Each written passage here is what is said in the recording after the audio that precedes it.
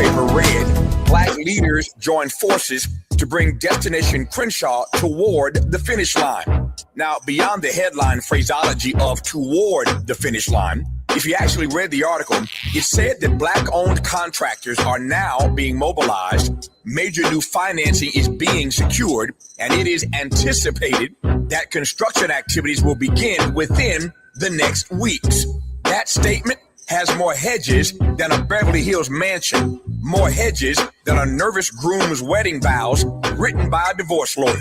But it's funny how progress starts moving once somebody turns on a microphone. 4 weeks of KBLA editorials, and suddenly everyone has found their hard hats.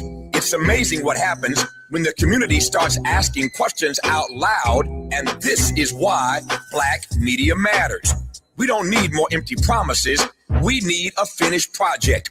Political accountability to Black fellow citizens means that elected officials and institutions must answer for their actions or inaction in ways that are real, measurable, and consequential when they fail to follow through.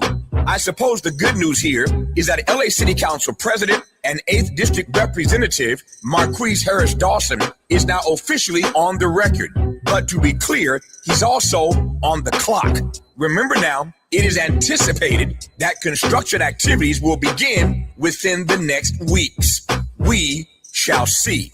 We have exercised our right to free speech, but there are other rights the Black business community can exercise as well. This is a classic example of a public nuisance claim, if ever there was one. Again, we shall see. What I can tell you is that Black business owners and Crenshaw community residents have been calling, emailing, and literally showing up in our lobby demanding more and asking how they can sign on to this effort. Put simply, after years of delay, the people have had enough. My big mama put it this way: once a task you have first begun, never finish until it is done. Be the labor great or small, do it well or not at all. Now, I need to put on my hard hat, go outside, and wait for these procrastination Crenshaw construction crews to show up. I'll let you know if and when they do. Trust and believe. With a KBLA Talk 1580 editorial, I'm Tavis Smiley. As always, we welcome your feedback.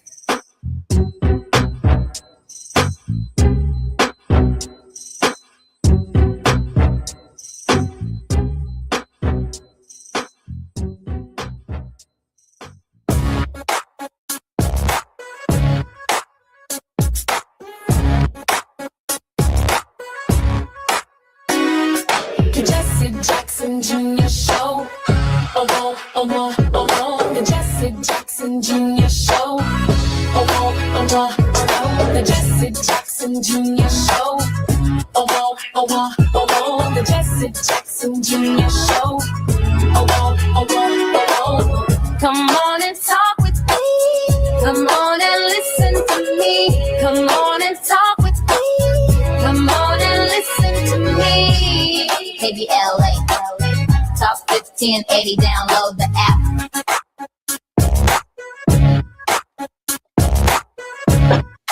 I'm Jesse Jackson Jr. Welcome forward to the Jesse Jackson Jr. Show on KBLA Talk 1580. You're live in the Jesse Jackson Jr. Show. It's worldwide with Wilmer Leon. Dr. Leon is a political scientist whose primary areas of expertise are Black politics, public policy, and American government. For 11 years, he was a lecturer in the political science department at Howard University in Washington, D.C. Dr. Leon, we have got so much real estate to cover today. I want to welcome you to the show. And I can't think of anyone I'd rather be speaking with at this hour than you. Well, you are too kind. I greatly appreciate that. Good afternoon and greetings to your audience. Dr. Leon, voters are angry. That's what the Washington Post writes today in an editorial. And there are some other takeaways from the Colorado primaries, as well as the primaries that have taken place since we've last talked. Dr. Leon, let's unpack some of this. What's going on in the electorate? Well, as we talked about before, I raised the question, I think it was right after the results of the New York City and the Washington, D.C. Democrat mayoral primaries, is a new politics developing that the African American community needs to pay attention to. Democratic socialists, whether they are admitted as such or Democrats that are subscribing to a number of the policy initiatives by Democratic socialists, are seizing the moment. They have in New York, they have now in Colorado, as well as Washington, D.C. And one of the also interesting things about this is there's tremendous pushback within the establishment of the Democratic Party, particularly from African Americans. And that to me is incredibly surprising and telling at the same time. You know, when I think about Martin Luther King Jr., in his book, The Strength to Love, one of the final chapters of the book is how should the Christian view communism? And he makes the distinction between godless communism and the idea that socialism at its heart, beyond the rhetoric of Karl Marx, is the idea that every single person should share in the bounty of the wealth and be able to participate in equalness across any government system. Hence, a democratic social mission, social agenda, democratic socialism that speaks to healthcare for all and housing for all and reorienting our priorities. Dr. King was called a communist by J. Edgar Hoover, as well as, quite frankly, the Kennedys. Hunter Pitts, Jack Odell, who worked for my father for 20 years, was asked to leave and distance himself from Martin Luther King Jr. There are many others who worked with Dr. King on the development of a social philosophy and doctrine for civil rights movement. And Dr. King was challenged because of his relationship with those African-American thinkers and activists. Why should we be afraid of democratic socialists as African-Americans? We shouldn't. And I've just written a piece entitled, "It's Not the Messenger, It's the Message." No matter it, does a rose by any other name smell as sweet? I think as Shakespeare asked us, it doesn't matter what you call it.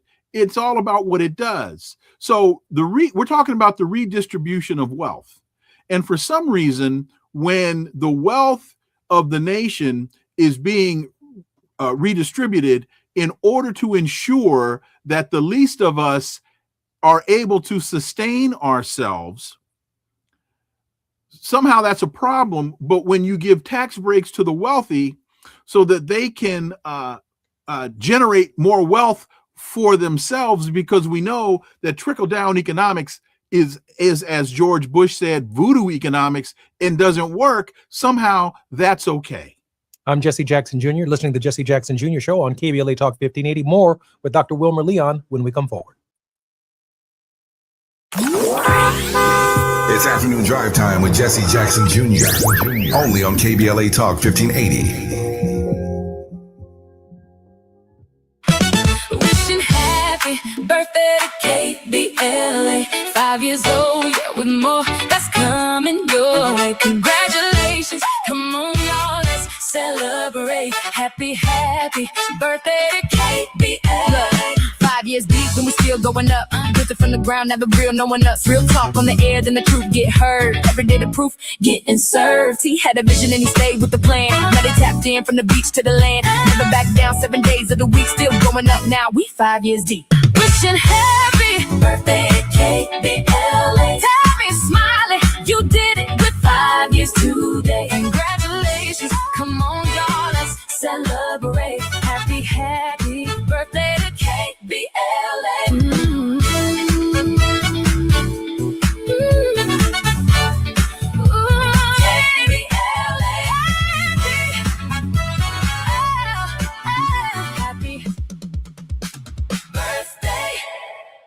Do you owe $10,000 or more to the IRS like Mark? I've been doing home remodeling for 30 plus years, but the economy crashed. I wound up losing my home, losing my job, and on top of that, owing the IRS a ton of money. I owed the IRS $114,000. It really, truly was the worst part of my life. Then Mark found tax relief advocates. On news radio, I heard about TRA, and I thought, what's the worst that could happen? So I picked up the phone and I called them. When it was all said and done, TRA settled my $114,000 debt for $100. And I'm telling you, I was ecstatic. Could not believe it. Would recommend TRA to anyone. If you owe 10 or even hundreds of thousands of dollars to the IRS, don't lose hope. Do what Mark did and call TRA for a consultation. But TRA did. They gave me a second chance, and I'm forever grateful. Visit TRA.com or call 800-575-8935. 800-575-8935. That's 800-575-8935. This November, you'll decide who leads California. So shouldn't you hear directly from the people asking for your vote? Join us for California Voices, a political town hall and ballot forum, Saturday, October 3rd, 2026. Meet candidates running for governor, lieutenant governor, attorney general, and other major statewide and local offices, including mayor of Los Angeles, city attorney, and LA County sheriff. Get clear, nonpartisan breakdowns of the propositions on your November ballot, both sides, no spin. And ask your questions directly, in real conversation, face to face. California Voices is brought to you by KBLA Talk 1580 and the Empowerment Congress, giving you the information you need before you vote. Mark your calendar, Saturday, October 3rd, 2026, California Voices. Follow KBLA 1580 for details and download the KBLA 1580 app. Your vote, your voice. Be there. Now back to more of Jesse Jackson Jr. on KBLA Talk 1580. The Jesse Jackson Jr. Show. The Jesse Jackson Jr. Show. The Jesse Jackson Jr. Show. The Jesse Jackson Jr. Show. King Wally drops the beat. Come on and talk with me. Come on and listen to the need. Come on and talk with me. Come on and listen to the need. KBLA. I'm Jesse Jackson Jr. Welcome forward to the Jesse Jackson Jr. Show. We're worldwide with Wilmer Leon on the Jesse Jackson Jr. Show. Dr. Leon, we've been taking a look in this hour at the elections and the messages that are being sent. First, in New York with Mr. Mamdani and the sweeping victory, and now the loss of Diana DeGette in Colorado. This is no longer just a movement in New York. This movement is spreading across the country. Dr. Leon, your thoughts? Yes, it is. It's spreading across the country. I think the African-American community needs to pay attention to what the Democratic Socialists are standing for. They are standing with unions. They are standing with social programs. They are standing with education. They are standing for many of the same policy initiatives that the Democrats since the late 50s have been supposed to be defending, protecting, and articulating. And for some reason now, as Democratic Socialist candidates are running and now winning, all of a sudden there's a problem.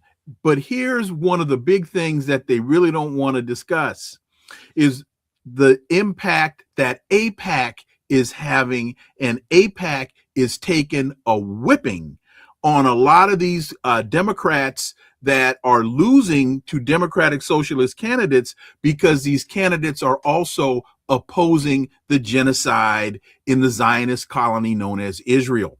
And so when you look at Espaillat in New York, I think he was a 5-term member of Congress. AIPAC put $650,000 at the very last minute into his campaign. He lost. And there are a number of other Democrats. I lost. AIPAC put $8 million in the campaign against me in March. $8 million. I raised $300,000. We had been leading all across the country, all across the district for the 6 months that I was in the campaign. And AIPAC showed up kind of covertly through various super PACs and other ways and forms that they engaged the campaign, and they were successful. But there is a day of reckoning. There is a day of reckoning for them. And let me be very clear here. What I'm saying is not anti-AIPAC. What I am saying is AIPAC's interests are not the same interests for the African-American community. So I'm being pro-me. I'm not being I'm against genocide. I'm against genocide, anti-Semitism, anti-Arabism. Period. We want people to have a two-state solution, and we want them to live side by side in a world of peace. That's not unreasonable, I don't think. If your politics are supporting the United States sending our hard-earned tax dollars to another country when we can't afford health care in this one, I have a problem with that. If you are for sending our tax dollars to another country that is actually in violation of the American Arms Export Control Act at the expense of our being able to have education for our children, I got a problem with that. I think the voters do too. And I think they're showing it telling us that critical. very clearly. The consequences, however, are emerging increasingly for Democratic leadership of another confrontation that's likely to take place in the Democratic Party. And that is the Democratic Socialists of America, many of them who are winning and are now Democratic nominees for their congressional seats, are not pledging their first vote in the United States Congress to Hakeem Jeffries. What are the consequences of a coalition of Democratic Socialists and moderate Blue Dog Democrats uniting to stop the first African-American Speaker of the House? It's called democracy. And last I checked, it's called democracy. And I got to go back to the AIPAC point, because you have to look at how much money AIPAC has been giving to Hakeem Jeffries. So they can put this Democratic Party shield over it if they want to. My question is, when AIPAC came after you, did Hakeem cry foul? Did Hakeem come to your defense? I don't think he did. When Jamal Bowman lost in New York, did Letitia James cry foul and come to Jamal Bowman's defense? I don't think she did. So you've got to stop the hypocrisy. You have to be consistent. And what they are telling you is, as another piece I wrote, he who pays the piper calls the tune. Can we move to Trump's income topping more than $2 billion based upon FEC disclosures? The president has turned the presidency into a worldwide grift. Absolutely. And not only a worldwide grift for him, but for his son-in-law, Jared Kushner, for his chief negotiator, is it Weissman? Is that the guy's name? For I think the head of the FCC's sons. I'm sorry, the federal Donald exchange. Trump, Eric Trump, the Trump family. They're getting paid at our expense. It's part of it is called the emoluments clause. I think there are incredible violations of the emoluments clause. The president is not supposed to financially benefit while in office off of the backs of the position of the president and at the expense of the American people. And they are going around the country, around the world, cutting all of these deals.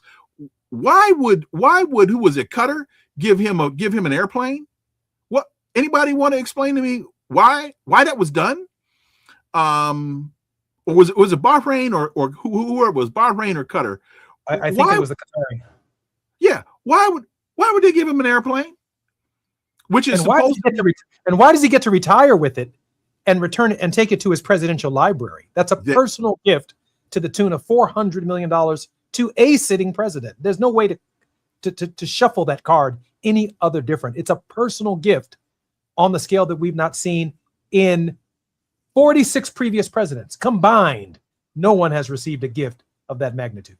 No one, and he would probably tell you they gave it to me. No, you are the representative of the American people, which is why when presidents receive all of these gifts, they don't get to take those things home. They are given to presidents as representatives of the American people. This is grand theft, felony theft at the highest order.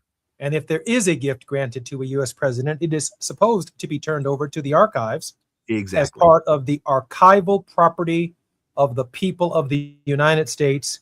and it can be housed and on display.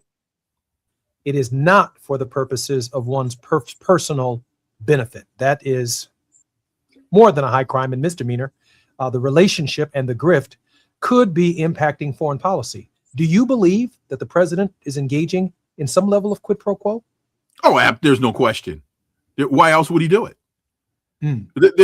I don't think there's any question at all that one of the things that a lot of the leaders in many of these countries understand is if you want to get something done through the Trump administration, you play to the ego and you play to the pocketbook of Donald Trump.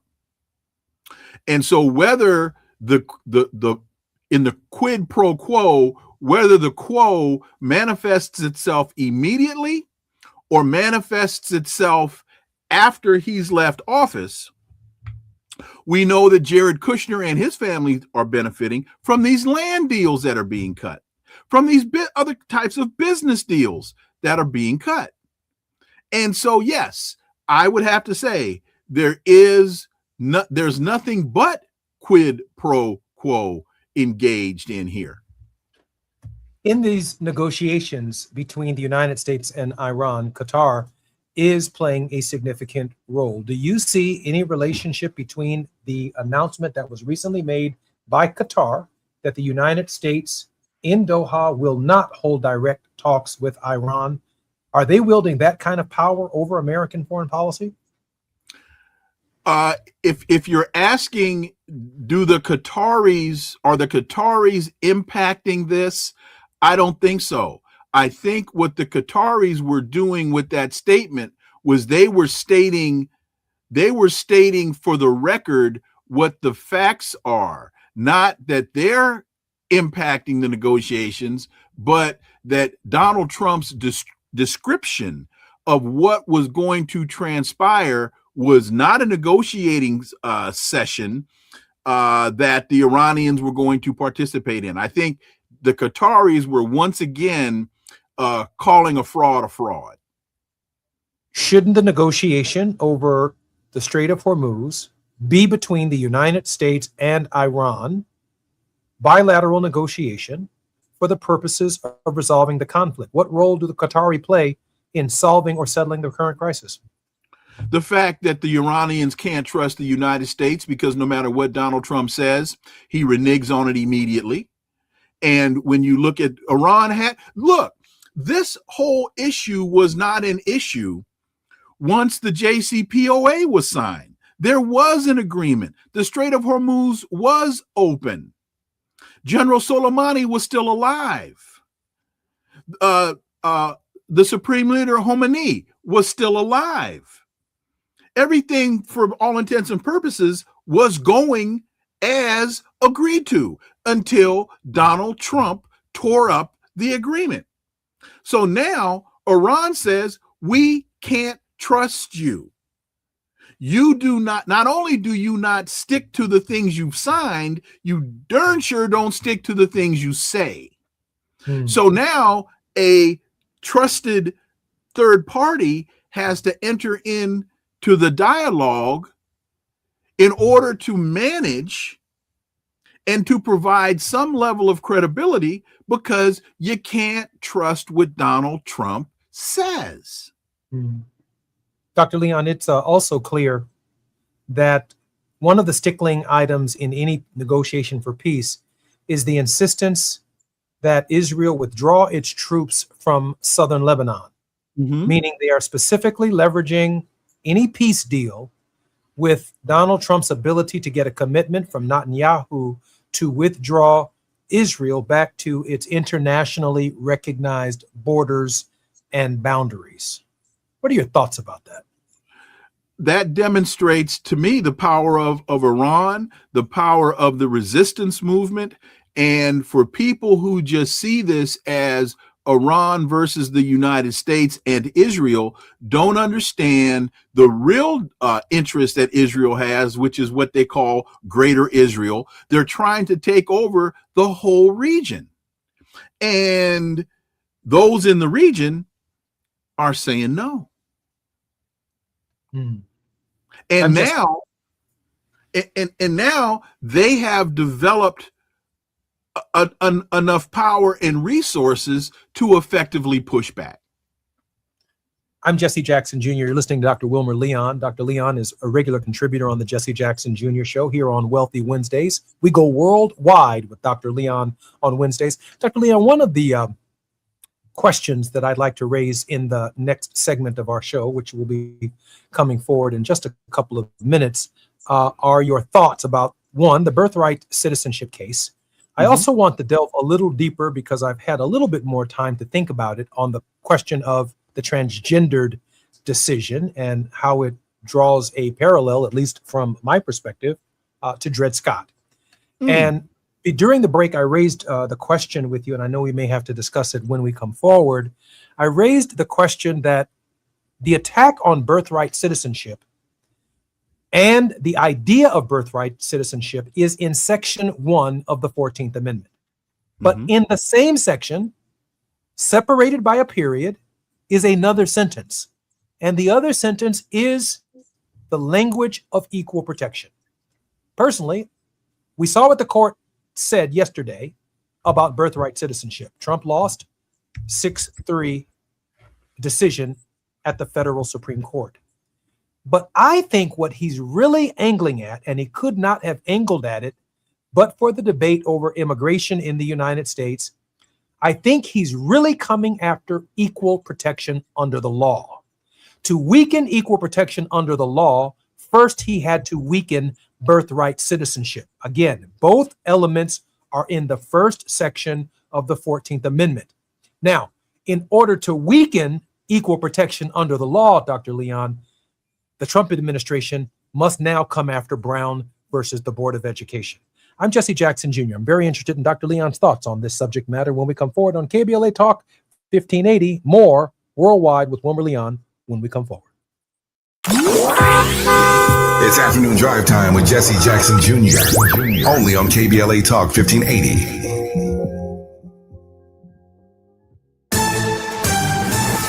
I'm Amber Payton with BIN News Now. Black Chicago Mayor Brandon Johnson is praising the Supreme Court's decision rejecting President Trump's effort to end birthright citizenship. Today's decision allows our residents to continue to live, work, and contribute to the fabric of our city without fear of losing their most fundamental right.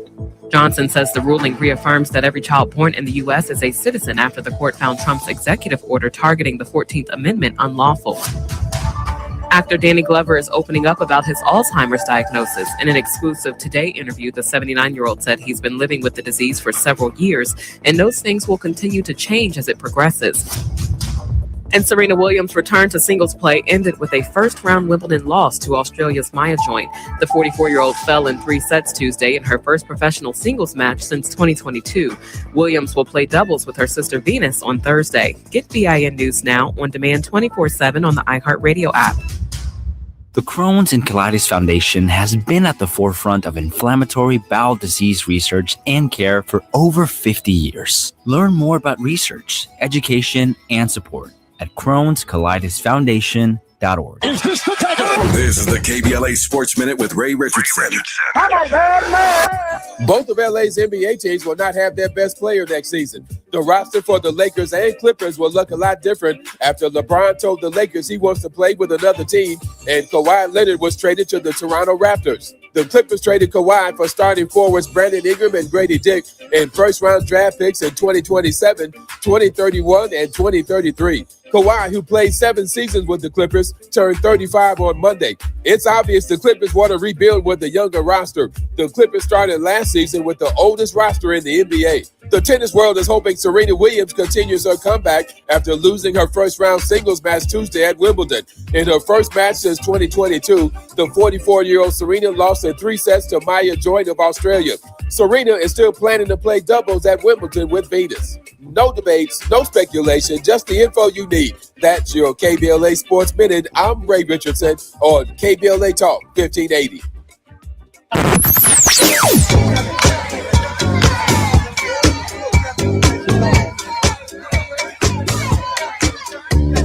This is KBLA Talk 1580. Talk radio.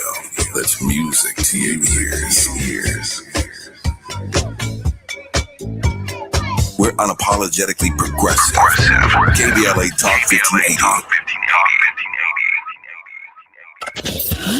We've got a lot to talk about. I'm Reverend Gerald, the life coach. Is someone you love struggling with addiction and mental illness? Is improving your family's health important? Want to leave a legacy that your family can grow? Are you ready to enhance your perception of life experiences? Then wake up weekends at 7 a.m. with Urban Family Focus and get the wisdom, opportunity, resources, and motivation to live your best life. Join the conversation on Urban Family Focus Saturday and Sunday at 7 a.m. Unapologetically progressive. KBLA Talk 1580. We've got your black. Don't be anxious or confused about AI. Take control of your career when you get the skills to tackle real business problems and design specialized solutions. HR Dive reported that entry-level talent with applied AI credentials can receive up to a 25% salary boost. But where do you find training that you can trust? Future-proof your career and deliver more value with Humans Lead the Way AI. Their hybrid learning courses use practical definitions, real-world examples, and strategic insights to help you and your team understand AI with confidence. No magic, no hacks, no shortcuts. Just practical knowledge that helps you use AI more successfully. Don't wait. AI can never replace people who know how to use it well. Register for courses today at humansleadtheway.com. That's humansleadtheway.com. Point. Hey, you okay? You don't normally miss those shots. Oh, I just haven't been as regular lately, and it's making me feel sluggish. You should try Metamucil. It's been a game changer for me. Metamucil's plant-based psyllium fiber helps trap and remove the waste that weighs you down. Ace, you're moving better than you were last week. Definitely. Metamucil keeps you moving. These statements have not been evaluated by the Food and Drug Administration. This product is not intended to diagnose, treat, cure, or prevent any disease. Learn more at metamucil.com. And the match is about to begin. Most of the team is out with COVID-19, so there'll be some substitutes tonight. What's this? We have an unexpected guest on the field. It's a dog. Well, they could do with extra players. She's going for the ball. Are front paws hands or feet? Soccer season is full of surprises, and COVID-19 could be one of them. If you test positive, prescription medications may help. Ask your doctor if they're right for you. Learn more at PfizerForAll.com. Sponsored by Pfizer. Unapologetically progressive. You're listening to KBLA Talk 1580. We don't tell you what to think, just what to think about. Wishing happy birthday to KBLA. 5 years old, yeah, with more that's coming your way. Congratulations, come on y'all, let's celebrate. Happy birthday to KBLA. 5 years deep and we still going up. Built it from the ground, never real, no one else. Real talk on the air, then the truth get heard. Every day the proof getting served. He had a vision and he stayed with the plan. Now they tapped in from the beach to the land. Never back down, 7 days of the week, still going up now. We 5 years deep. Wishing happy birthday to KBLA. Tommy smiling, you did it with 5 years today. Congratulations, come on y'all, let's celebrate. Happy birthday to KBLA.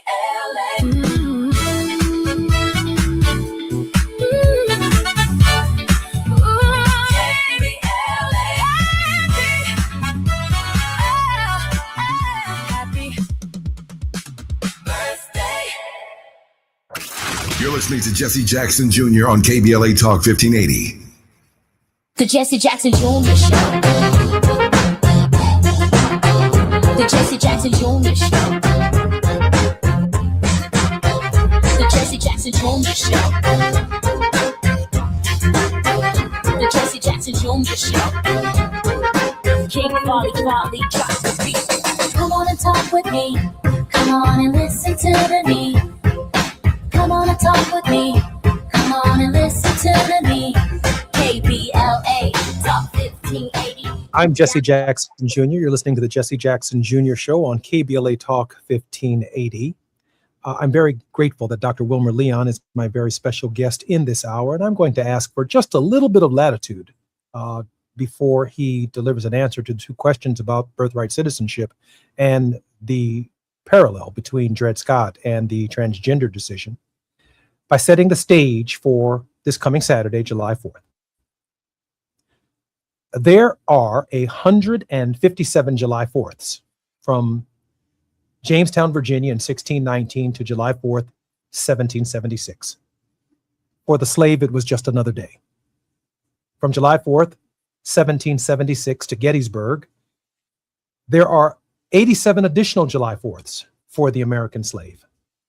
That is 87 years after Thomas Jefferson wrote that all men are created equal.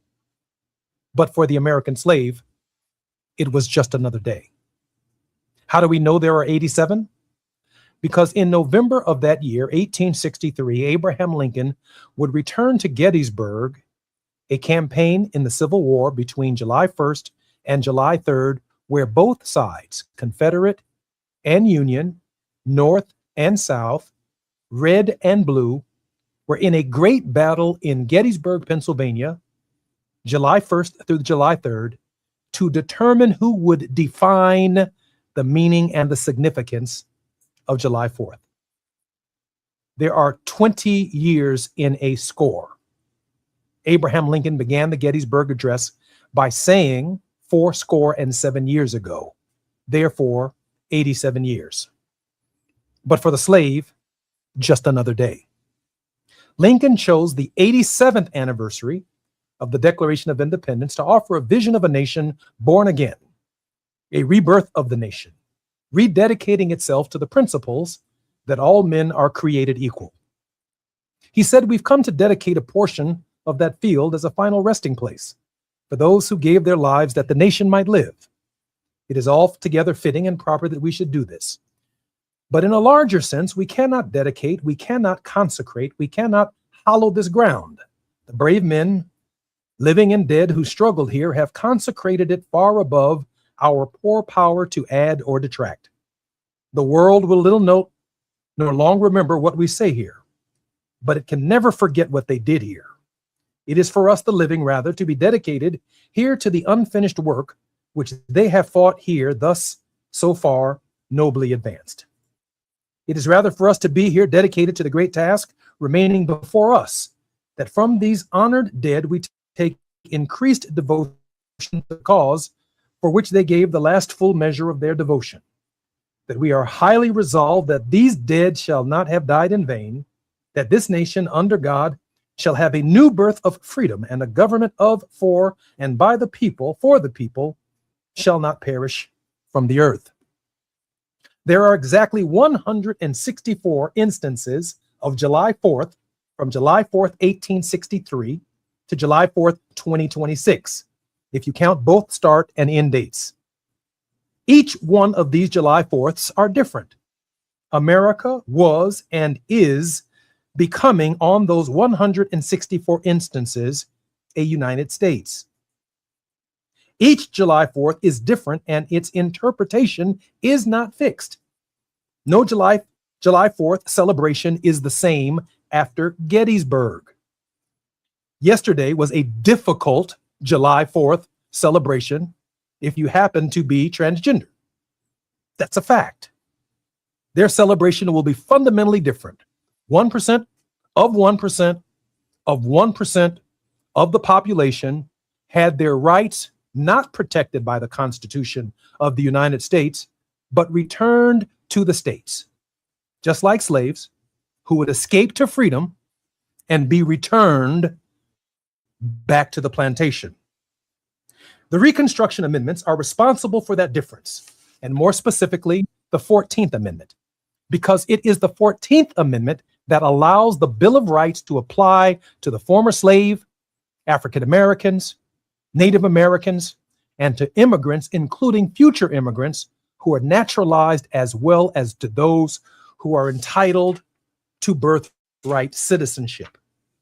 It is a victory that we won to define and redefine America. The attack on birthright citizenship was just that. In Section 1 of Section 1 of the 14th Amendment, it speaks to birthright citizenship, and what it says about birthright citizenship is delineated by a period. But immediately after that, Section 1 of the 14th Amendment begins talking about equal protection of the laws. The day after the birthright citizenship, Donald Trump instructed Speaker Johnson that this fight is not over. He's lost on birthright citizenship. But Dr. Leon, now the president is turning his attention to his real point, the elimination of equal protection of the laws for all of the American people. And that brings front and center Brown versus the Board of Education. Dr. Leon, your initial thoughts. I can understand how the president thinks that he can attack equal protection until you read the Equal Protection Clause.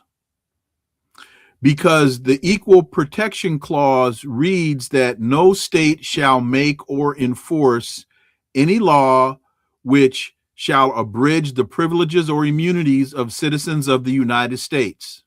That's the Privileges and Immunities Clause. Nor shall any state deprive any person of life, liberty, or property without due process, nor deny to any person within its jurisdiction equal protection. So under privileges and immunities, they talk about the United States, but in both the equal protection and the due process, they talk about persons. So you don't have to be a citizen in order to be protected by equal protection or due process. You just have to be a person. Until Brown versus the Board of Education, because Brown versus the Board of Education overturned the 1896 decision in Plessy versus Ferguson. If Brown versus the Board of Education is not expanded, but is in effect overturned, that leaves the law of the land in the 1896 interpretation of separate and unequal. I can't debate that with you in the least. I'm just making the point that when you read the Constitution, the framers were very clear that people, not American citizens, are protected with equal protection and due process. That's my only point. I don't say that to negate your point. I just wish Donald Trump and the administration. Well, I wish Clarence Thomas. I wish they saw people. I wish Clarence Thomas would read the Constitution once in a while. I wish Clarence Thomas had taken con law as you did in law school and as I did in law school. I wish they would have taken con law and read the damn thing. I'm Jesse Jackson Jr. You're listening to the great Dr. Wilmer Leon. More on KBLA Talk 1580 when we come forward.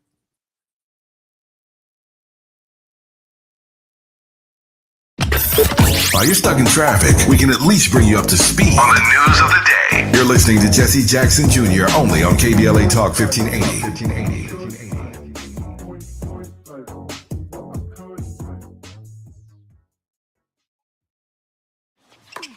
Point. Hey, you okay? You don't normally miss those shots. Oh, I just haven't been as regular lately, and it's making me feel sluggish. You should try Metamucil. It's been a game changer for me. Metamucil's plant-based psyllium fiber helps trap and remove the waste that weighs you down. Ace, you're moving better than you were last week. Definitely. Metamucil keeps you moving. These statements have not been evaluated by the Food and Drug Administration. This product is not intended to diagnose, treat, cure, or prevent any disease. Learn more at metamucil.com. And the match is about to begin. Most of the team is out with COVID-19, so there'll be some substitutes tonight. What's this? We have an unexpected guest on the field. It's a dog. Well, they could do with extra players. She's going for the ball.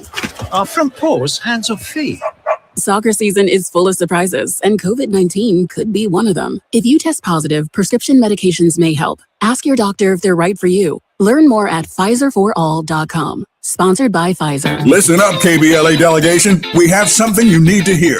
Right now, you may qualify for low-cost home internet. We're not talking about a catch. This is real. Many internet service providers offer low-cost internet plans if anyone in your household is enrolled in CalFresh, Medi-Cal, SSI, or is income eligible. There are a lot of families in our community who deserve to be connected. Here's all you do. Call 844-461-7893. That's the Get Connected call center. Real people ready to help you enroll today. Or go online to internetforallnow.org to find a provider near you. You may also qualify for a low-cost computer through Human IT. Connectivity is not a luxury. In 2026, it's a necessity, and you deserve access just like everybody else. Call 844-461-7893. That's 844-461-7893. KBLA's got you.